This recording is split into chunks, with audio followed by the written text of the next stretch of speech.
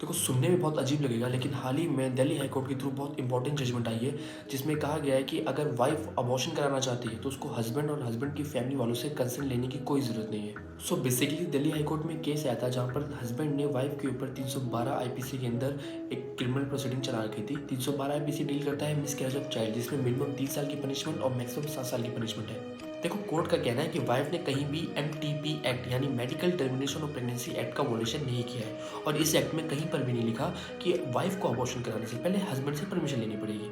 इसके साथ साथ कोर्ट ने यह भी बोला कि वाइफ के पास आर्टिकल 21 के अंदर बॉडीली राइट है, जिसके अंडर अपने बॉडी से रिलेटेड कोई भी डिसीजन वो खुद ले सकती है, उसके रिगार्डिंग उसे किसी और से पूछने की जरूरत नहीं है। इसके बेसिस पे जो क्रिमिनल प्रोसीडिंग चल रही थी वाइफ के ऊपर, उसे कोर्ट ने हटा दिया। तो अभी आपके दिमाग में सवाल तो ज़रूर आया होगा कि भाई ऐसे तो यार हस्बैंड के साथ बहुत गलत हो रहा है, क्योंकि वो आप एक रिलेशनशिप में, एक लीगल रिलेशनशिप में, जहाँ पे एक दूसरे से पूछ के चलना, थोड़ा बहुत कंसेंट लेना ज़रूरी होता है। तो देखो, कोर्ट ने यहाँ पर जो वुमेन के अगेंस्ट क्रिमिनल प्रोसीडिंग चल रही थी 312 के अंदर, सिर्फ उसको हटाया है। कोर्ट ने ये नहीं बोला है कि जो हस्बैंड है वो डिवोर्स नहीं ले सकता।